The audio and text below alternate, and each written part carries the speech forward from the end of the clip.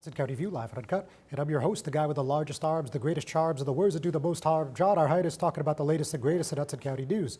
So first, certainly the biggest news story in the past week has to be U.S. Senator Bob Menendez getting indicted for not the second, the third, but the fourth time in this federal corruption case. Now, this is the third superseding indictment, and he's being accused of obstruction of justice. Specifically, he's accused of giving checks back to co-defendants who bribed him in an attempt to cover up these alleged bribes. So we're going to tell you what's going on there and where this case is heading. So on top of that, in some other federal news that, of course, impacts Hudson County, we know that U.S. Representative Bill Pascrell is expected to have the Prospect Park mayor announced as a challenger this week. And this is a race that is expected to have a lot of conversations about Gaza and what's happening over in the Middle East. Well, now he's come out in support of a conditional ceasefire. So we're going to tell you what that means in the 9th District, which includes part of Kearney, as well as Secaucus. We're also going to talk a little bit, of course, about what's happening in Jersey City. Obviously, this Board of Education meeting that happened on Thursday was one for the books. We saw the president and vice president, at least theoretically, removed, and then a new president and vice president installed. Will it stand? I still don't know the answer to that, to be perfectly honest with you. But I think my guest today, Jersey City Education Association President Ron Greco, will help us shed some light on that. All that and a whole lot more right after this word from our sponsors.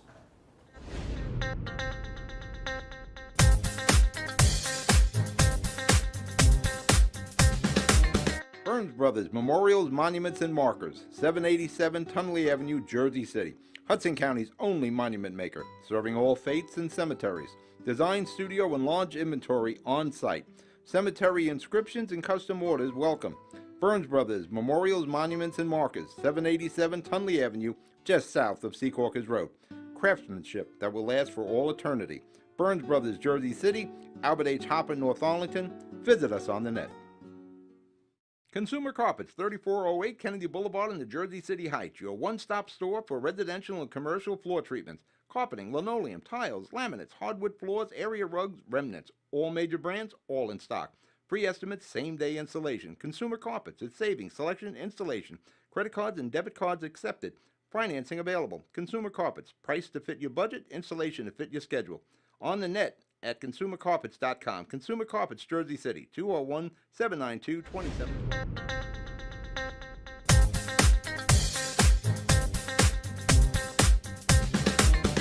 Hudson County View, live on Uncut, John Arhitis. So let's talk about the latest indictment for U.S. Senator Bob Menendez. So it was an 18-count charge from federal prosecutors. This is, of course, the U.S. Attorney's Office for the Southern District of New York. And we saw the first indictment come in late September, and again, now we're on the fourth one, and this one has a lot in it, folks. It says things such as conspiracy, a public official acting as a foreign agent, bribery, extortion, and honest services, wire fraud, just to name a couple things that are in this superseding indictment. Now, the new charges claim that then counsel for Menendez and his wife Nadine made, quote, false and misleading statements, end quote, to the U.S. Attorney's Office for the Southern District of New York on at least 3 separate occasions.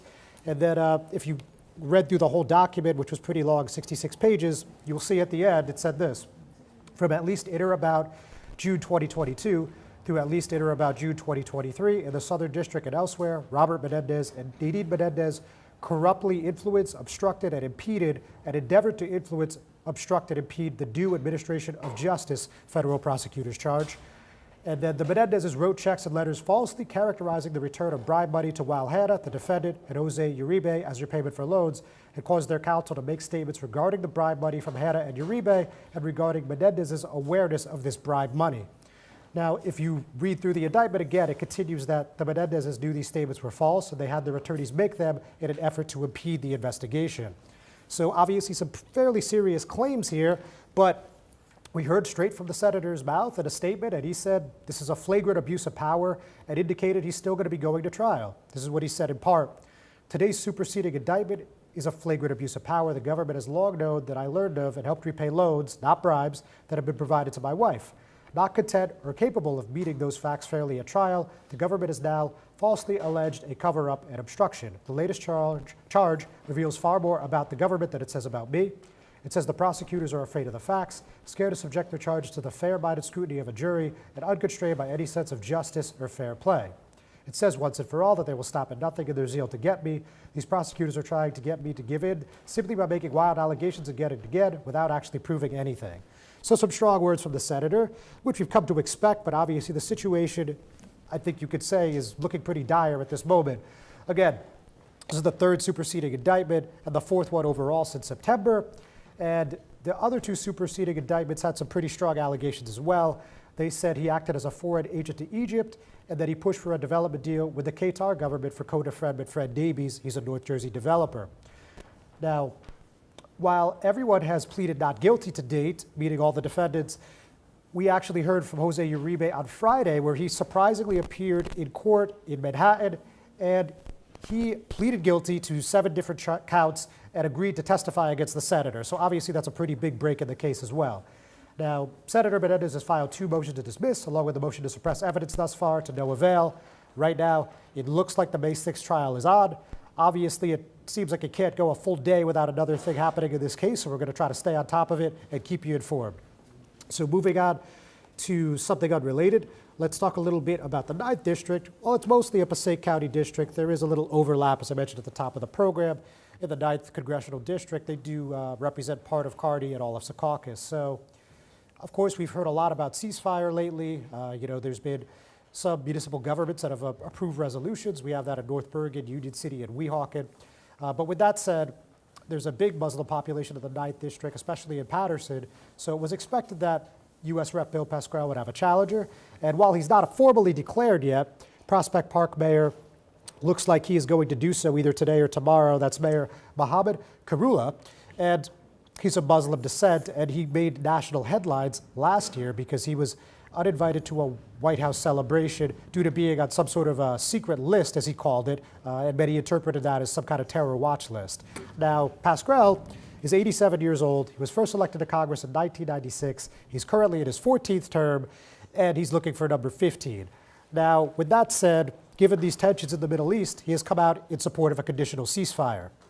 He said, "I agree wholeheartedly with the president that Hamas must agree to the ceasefire deal being negotiated that gets hostages out and humanitarian aid in. The scale of suffering in Gaza is ghastly and unacceptable. My heart aches for those affected. President Biden has been relentless seeking a broker deal that allows more humanitarian aid into Gaza to ease this suffering and preserve life. The Biden administration was right to start airdropping supplies, but a trickle of aid cannot suffice.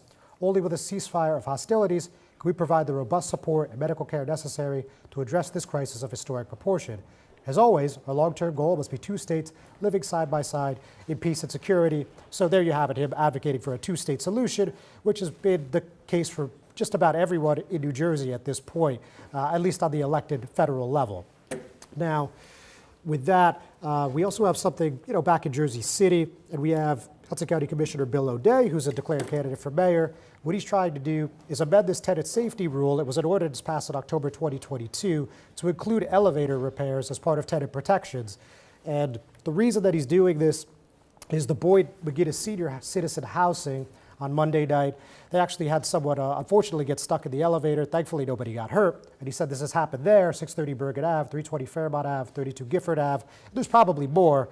But he now has 3 council members, Youssef Saleh, James Solomon, and Frank Gilmore, ready to introduce an amendment at the next meeting, not tonight, but the next meeting.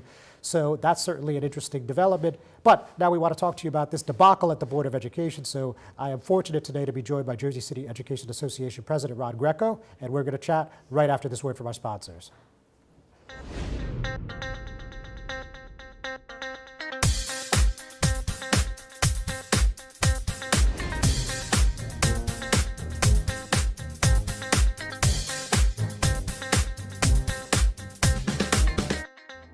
Newport, the luxury waterfront community on the Hudson River, offers a quality of life you deserve in one of our many high-rise towers.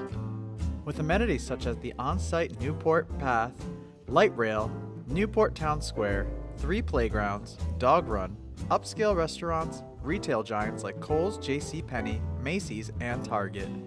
Morton Williams and Acme Supermarket are just outside your front door. A health and fitness center, skating rink, and medical facilities are also on site. Enjoy the New York skyline from our waterfront and various parks. Manhattan is just 1 pass stop away, or a quick ride through the Holland Tunnel. Nursery and private elementary schools all on site. 12-screen movie theater at the Newport Center Mall. Looking to visit? Stay at the Westin or Marriott Hotel.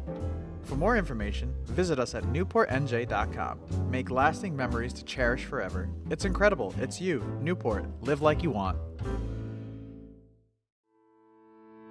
Panapinto Properties, Jersey City, shaping the workplace with state-of-the-art office spaces and addresses your company desires. Building residences that define your home environment, adjacent to all modes of transportation with on-site parking available. The right address, the right lease. Call 201-521-9000 or visit online at panapintodevelopment.com.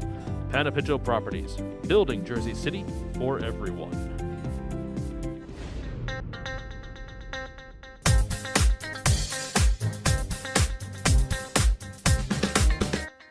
Hudson County View, live on Uncut. John Arhitis, and as I mentioned a few moments ago, today I'm joined with Jersey City Education Association President Rod Greco. Rod, thanks for joining me. Hey, John, how are you? Very good good. to be here.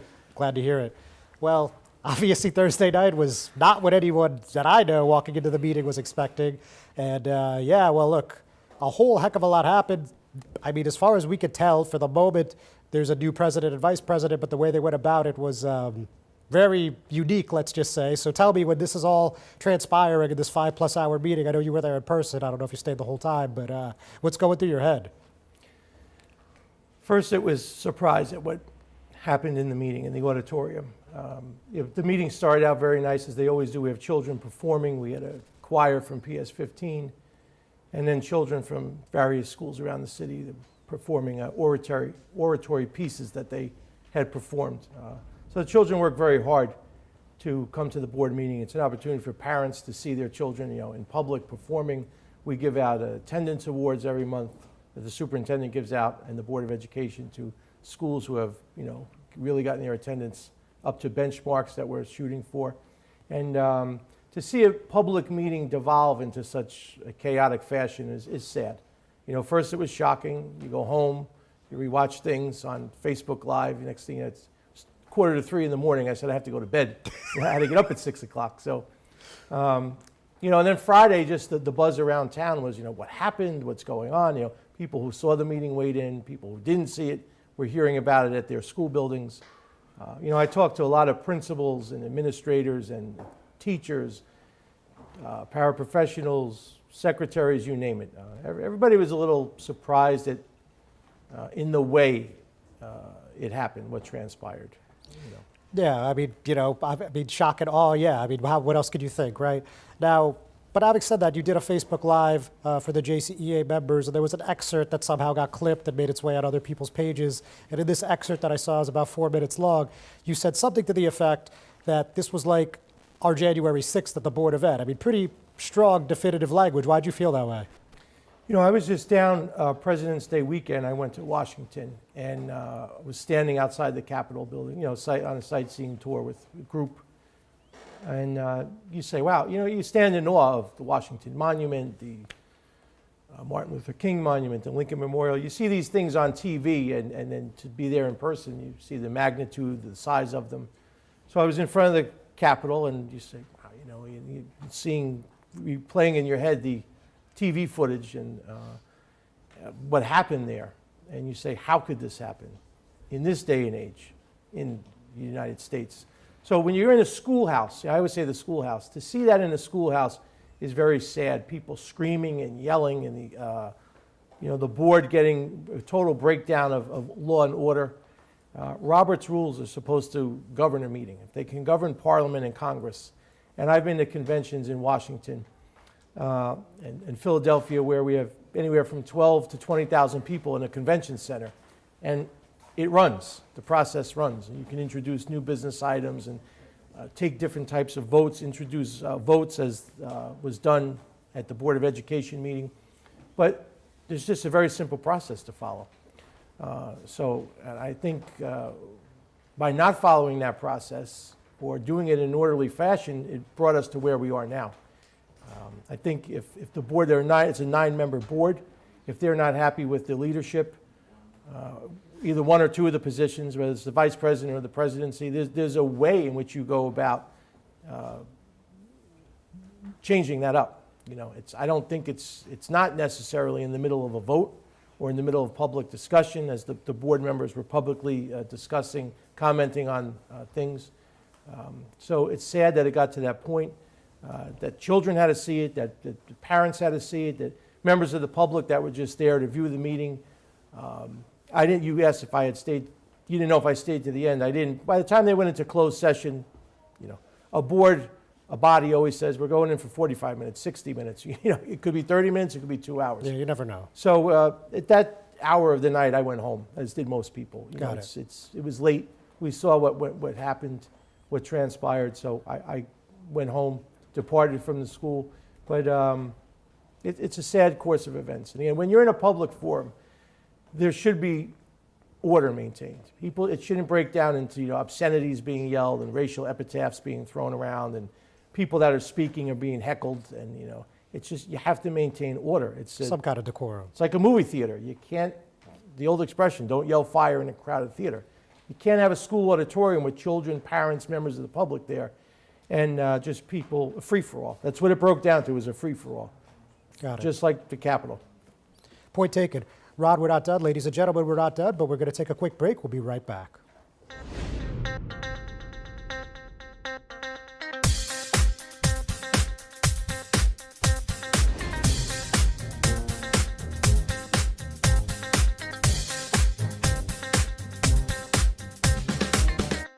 Good Friend Self-Storage in North Bergen, New Jersey is a fully climate-controlled facility equipped with state-of-the-art security, packing supplies, a Refer a Friend program, and multiple loading docks convenient for commercial use. Located just off of Route 3 at 4301 Tunnelly Avenue, Route 1 and 9. Call 201-867-2444 or visit us on the web today. Good Friend Self-Storage. Let us be your good friend. Panapinto Properties, Jersey City, shaping the workplace with state-of-the-art office spaces and addresses your company desires. Building residences that define your home environment, adjacent to all modes of transportation with on-site parking available. The right address, the right lease. Call 201-521-9000 or visit online at panapintodevelopment.com. Panapinto Properties, building Jersey City for everyone. Growing up can be tough on kids. So much is going on in the world that can cause depression or anxiety. Unusual behavior for more than 6 months could mean they need help. Don't wait. For real-time mental health support and counseling, call New Jersey's Children's System of Care. CSOC offers free mental health supports, substance use treatment, and services for intellectual or developmental disabilities for all kids up to age 21. Call now, 1-877-652-7624.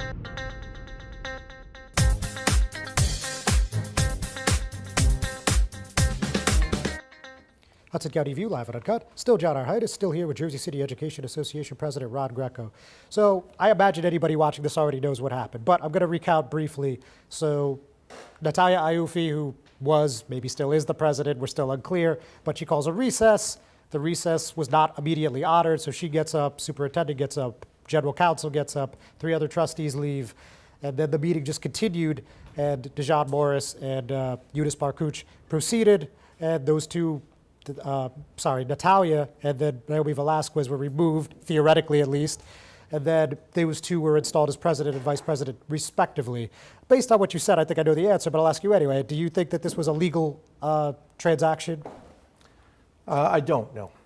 And the reason I say that is because just having the limited knowledge of Robert's rules to conduct a meeting in school or our office, I believe that you have to have a quorum, which they did have. They had 5 people in total, 4 people present in the school auditorium, and 1 trustee was on her telephone from home. So my guess is that that does count as the quorum. I don't know if the person has to be in person or virtual is allowed. With after COVID, we're in the virtual world. I don't know what the rules say. Yeah. I think this is why we need a definitive answer from an outside entity, not the superintendent of schools, not the Natalia or Dejan, who are both claiming that they're the president at this time. The Department of Ed, the Commissioner of Education in New Jersey, that's the body, that's the entity that oversees the Board of Education in all municipalities. I think we have 656 or 657, somewhere around Sounds there. about right. Boards of Ed in New Jersey. So Jersey City always, gives a good performance from time to time. But as Thursday was sad. My aunt in North Carolina saw it on the news, and so it's out there. It's in the news. It's online. It's all over the place. It certainly is. Gives us a black eye. Once again, we just received back from New Jersey full local control. So I think sometimes people don't understand that the actions that you do, the repercussions or the after effects that it can have. Consequences, Looking at the sure. big picture, the consequences. So, Yeah. you do something like this in an attempt to change up the leadership on the board, and anybody can do it. Anybody, a governing body, the library board, the sewage authority, a city council. There's always a change of leadership. There are people that don't like what's going on. They want to make a move to remove people. But again, I think the proper procedure has to be followed, and that's Robert's Rule of Order. And the Department of Ed, I'm sure, will weigh in on this because, I work very closely with NJA, that is the state teachers union, and we're an affiliate of the National Education Association. So, even people in Washington, someone sent a text and said, what's going on?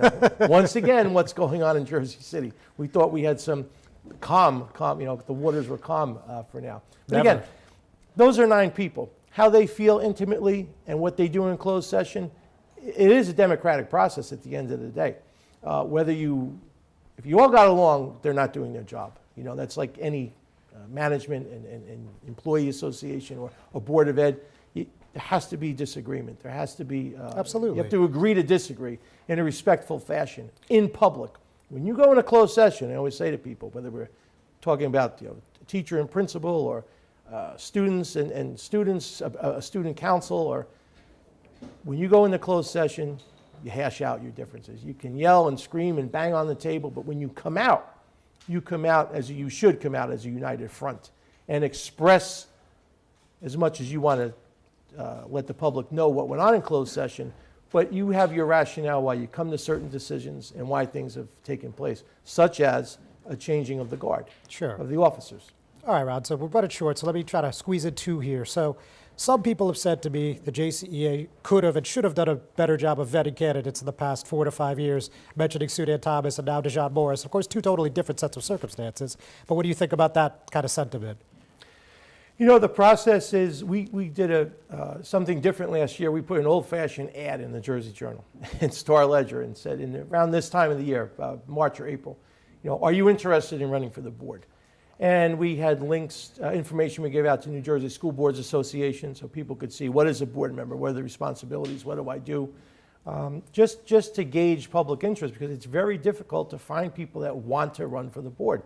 It's an insurmountable amount of time that you have to give. It is free of charge. You're giving your whole life up. Besides those 2 meetings a month, there are committee meetings that go on all month. You're in constant communication with your colleagues, with the superintendent. So it is a lot of work. And then, because of what the public sees, everyone I say, hey, why don't you think for running the board? They say, thought you were my friend. Why do you want me on the board to sit there till midnight at these meetings and, getting involved in all of these things? So we are going to have some dialogue and discussion about how we vet candidates, but you always take a risk.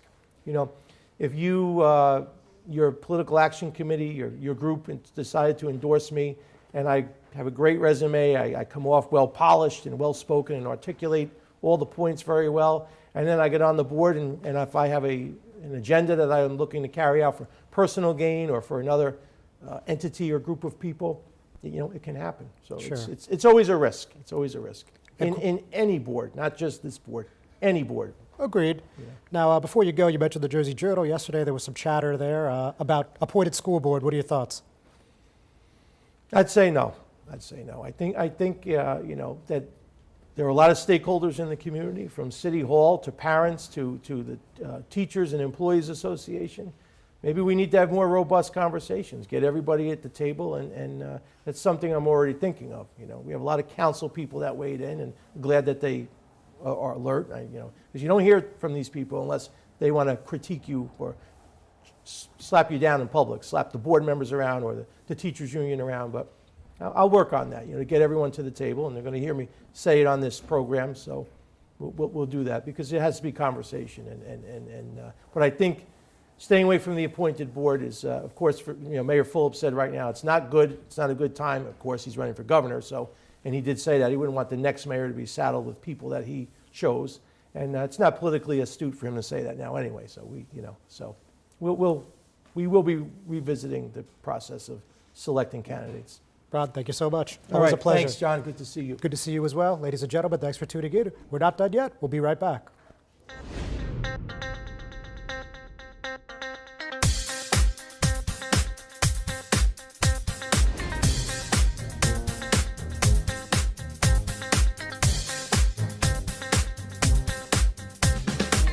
Burns Brothers Memorials, Monuments, and Markers, 787 Tunley Avenue, Jersey City. Hudson County's only monument maker, serving all faiths and cemeteries. Design, studio, and large inventory on site. Cemetery inscriptions and custom orders welcome. Burns Brothers Memorials, Monuments, and Markers, 787 Tunley Avenue, just south of Secaucus Road. Craftsmanship that will last for all eternity. Burns Brothers, Jersey City, Albert H. Hopper, North Arlington. Visit us on the net. Consumer Carpets, 3408 Kennedy Boulevard in the Jersey City Heights, your one-stop store for residential and commercial floor treatments, carpeting, linoleum, tiles, laminates, hardwood floors, area rugs, remnants, all major brands, all in stock. Free estimates, same-day installation. Consumer Carpets, it's savings, selection, installation. Credit cards and debit cards accepted. Financing available. Consumer Carpets, price to fit your budget, installation to fit your schedule. On the net at consumercarpets.com. Consumer Carpets, Jersey City, 201-792-2712. Newport, the luxury waterfront community on the Hudson River, offers a quality of life you deserve in one of our many high-rise towers. With amenities such as the on-site Newport Path, light rail, Newport Town Square, 3 playgrounds, dog run, upscale restaurants, retail giants like Kohl's, JCPenney, Macy's, and Target. Morton Williams and Acme Supermarket are just outside your front door. A health and fitness center, skating rink, and medical facilities are also on site. Enjoy the New York skyline from our waterfront and various parks. Manhattan is just one pass stop away, or a quick ride through the Holland Tunnel. Nursery and private elementary schools all on site. 12-screen movie theater at the Newport Center Mall. Looking to visit? Stay at the Westin or Marriott Hotel. For more information, visit us at newportnj.com. Make lasting memories to cherish forever. It's incredible. It's you, Newport. Live like you want. Good Friend Self-Storage in North Bergen, New Jersey is a fully climate-controlled facility equipped with state-of-the-art security, packing supplies, a Refer a Friend program, and multiple loading docks convenient for commercial use. Located just off of Route 3 at 4301 Tunnelly Avenue, Route 1 and 9. Call 201-867-2444 or visit us on the web today. Good Friend Self-Storage. Let us be your good friend. Panapinto Properties, Jersey City, shaping the workplace with state-of-the-art office spaces and addresses your company desires. Building residences that define your home environment, adjacent to all modes of transportation with on-site parking available. The right address, the right lease. Call 201-521-9000 or visit online at panapintodevelopment.com. Panapinto Properties, building Jersey City for everyone. Growing up can be tough on kids. So much is going on in the world that can cause depression or anxiety. Unusual behavior for more than 6 months could mean they need help. Don't wait. For real-time mental health support and counseling, call New Jersey's Children's System of Care. CSOC offers free mental health supports, substance use treatment, and services for intellectual or developmental disabilities for all kids up to age 21. Call now, 1-877-652-7624.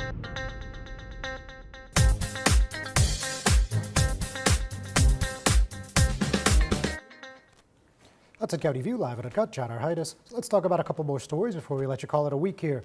So, the Jersey City Council this evening expected to vote on a new union memorandum of understanding after reaching a settlement. So, what I'm talking about is the Jersey City Supervisors Association. Back in 2020, Governor Phil Murphy declared a state of emergency, and Mayor Stephen Fulop followed suit. And this union wanted to be paid double time for their work done, the work performed, and it's been tied up at the state level. And finally, we've reached an agreement. And if you read the resolution, you can see what that agreement is. And basically it says, during the state of emergency, the city joined the JSA in establishing that employees who work during the state of emergency covering the city, as declared by the governor of New Jersey, will receive double pay for all hours worked during the state of emergency under Executive Order 103, which is Governor Murphy 2020. And whereas the city paid eligible members of JCEA double time for hours worked between March 9, 2020 and July 6, 2020, and then ceased payment, which was contested by JCEA due to the executive order not having been repealed. Following arbitration under PERC docket number AR 2021-414, the city and JCEA negotiated a settlement in good faith. Now, if that sounds familiar, it's because that's not the first time that this has happened.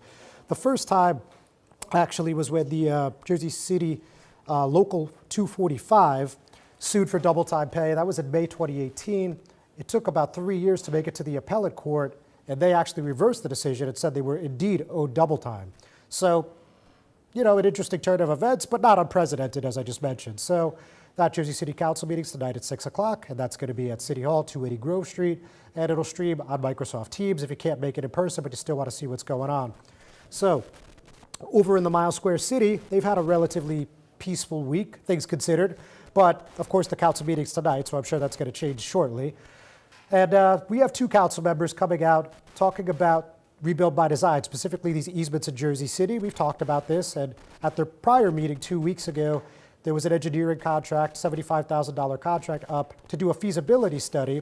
The feasibility study, if you guys recall, was to check in and see what the impact on these easements would have on a potential light rail station. Now, it hasn't moved much in the past couple months, but they've certainly been talking about it a lot. And the letter, which was written by First Ward Councilman Paul Presidentzato and Fourth Ward Councilman Ruben Ramos, was addressed to Mayor Ravi Bala. And basically it said before the council had asked to vote on approving the study, they want a few things in writing. They want the NJDEP, Department of Environmental Protection, to say that the study would resolve the matter between liquid equities in Jersey City. They want all pleadings, appraisals, reports, and other supporting documents from the Condemnation Commission hearing, and some written assurances from Governor Phil Murphy's office that says the state would cover additional light rail costs. You saw the New York Times had a quote from his office a couple months ago, and that was referenced.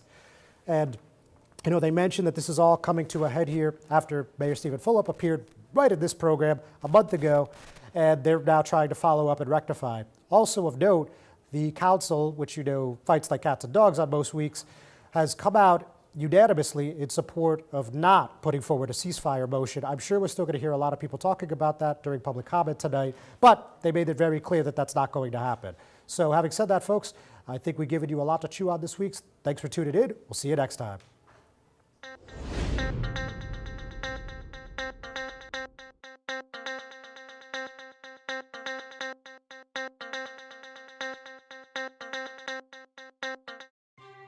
Thanks for watching Hudson Media Group.